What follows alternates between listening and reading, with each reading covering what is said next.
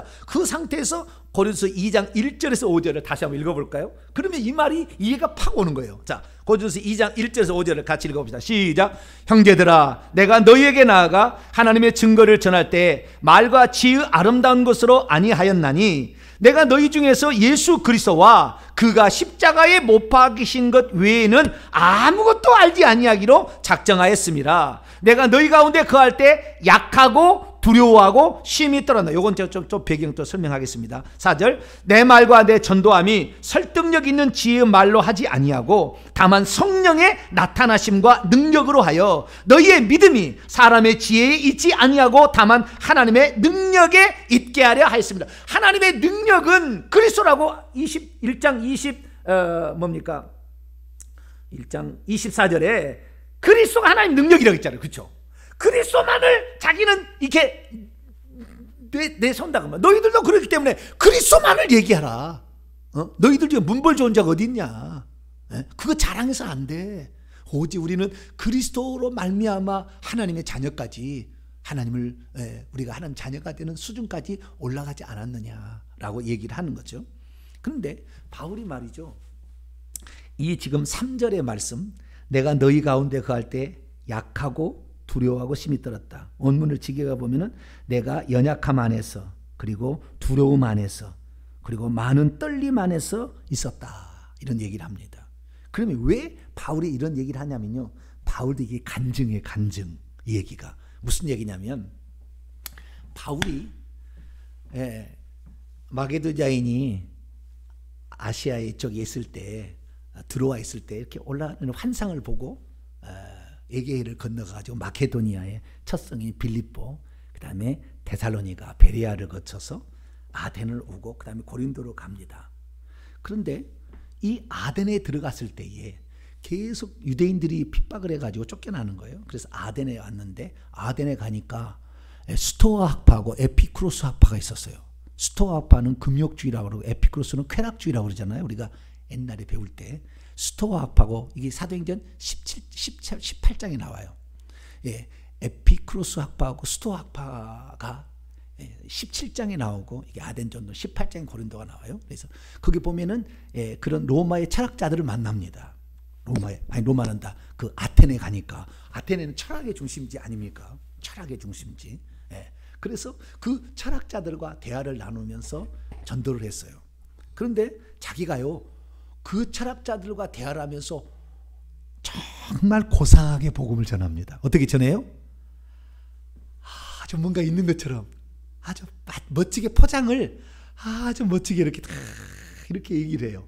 그러니까 그들을 아주 띄워주면서 너희들은 범사에 종교성이 참 많다 이렇게 착 띄워주면서 아주 지혜를 쓴 거죠. 너희들 아무것도 아니야 이렇게 한 게 아니라 너희들 아주 뛰어나다 이렇게 하면서 그러나 내가 하나를 다른 걸 하나를 소개해 줄게. 그러면서 이제 아주 고상하게 그들의 설명을 해줬거든요. 그러면서 예수 그리스도까지 소개를 하기는 했지만 제대로 설명을 못했어요.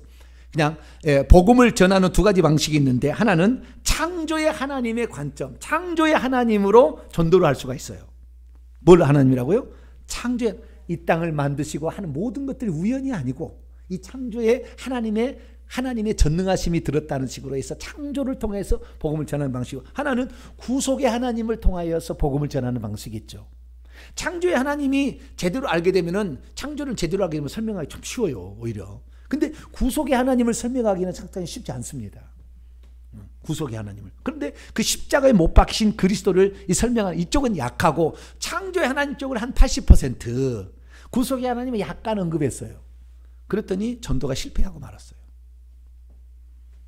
왜 실패하고 말았냐면은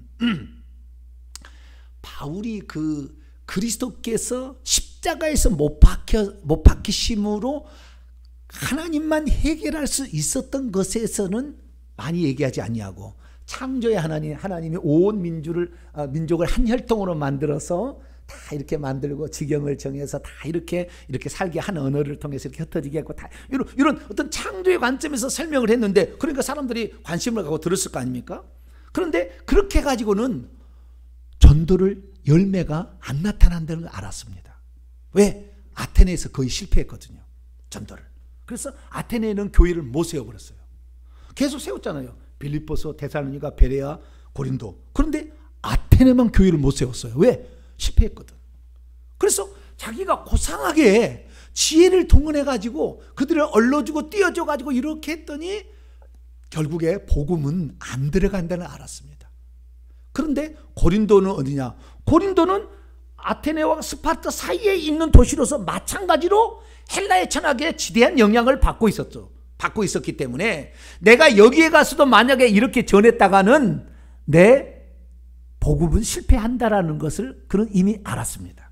그렇기 때문에 고린도 올 때부터 걱정이 된 거예요. 내가 또 내 실력 자랑하다가 고린도 교회 실패하지 않을까.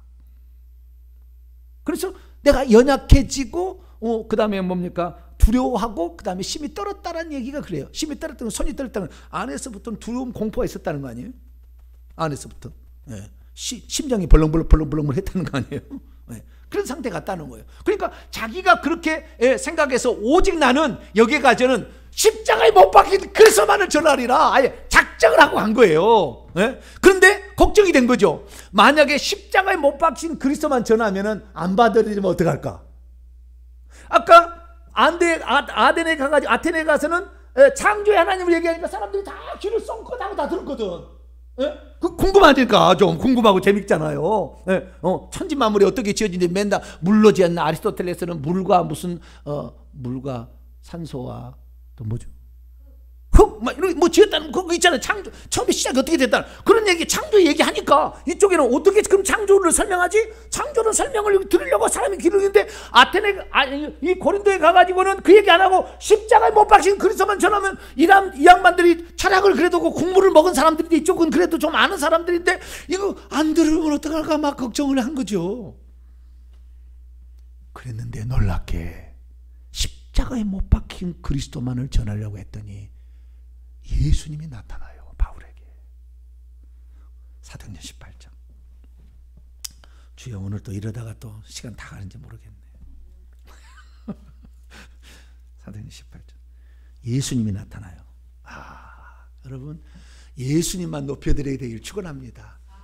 예수님만을 생각하시고 십자가에 못 박힌 그리스도 좀 이따 10가지를 해결해 놨는데 요걸 알고 그 문제 속에서 우리가 이제는 전도하기 좋아요. 왜냐하면 저주의 해방의 이걸 방법을 알았잖아요. 모든 불신자들은 지금 다 갇혀있기, 저주에 지금 놓여있기 때문에 우리가 말하면 귀에 쫑긋하게 돼 있다고요. 예전에는 그냥 예수님만 믿으라 이렇게 하면은 잘 안 통했지만 저주 문제를 꺼내면 바로 예수님이 그걸 해결했다면 바로 들어오게 돼 있다고. 이제 우리가 강력한 전도의 방편 하나를 지금 취득한 겁니다. 자, 예수님이 나타나고 뭐라고 하냐. 자, 18장 9절로 11절까지 봅시다. 9절로 11절 시작. 밤에 주께서 환상 가운데 바울에게 말씀하시되 두려워하지 말고 침묵하지 말고 말하라. 내가 너와 함께 있음에 어떤 사람도 너를 대적하여 해롭게 할 자가 없을 것이니 이는 이 성 중에 내 백성이 많음이라 하시더라. 1년 6개월을 머물며 그들 가운데 하나님의 말씀을 가르치니라. 아멘. 에베소는 3년, 여기는 1년 6개월이에요. 그러니까 바울이 가장 신경 썼던 두 번째 도시가 고린도인데 주님이 나타나서 주님만을 얘기하려고 하니까 주님이 두려워하지 마라. 내가 반드시 열매를 줄 거다. 그래서 고린도 교회는요 어마어마한 성도를 얻었어요. 그 예배 시간에 성찬식 얘기가 나중에 다 나와요. 성찬식도 했고요. 여기에서 이 11장에 보면 성찬식이 나와요. 그 다음에 14장에 가면은 거기에서 예배 시간에 찬송도 하고 예언도 하고 방언도 나오고 엄청난 사람을 전도를 한 거예요. 여기에서.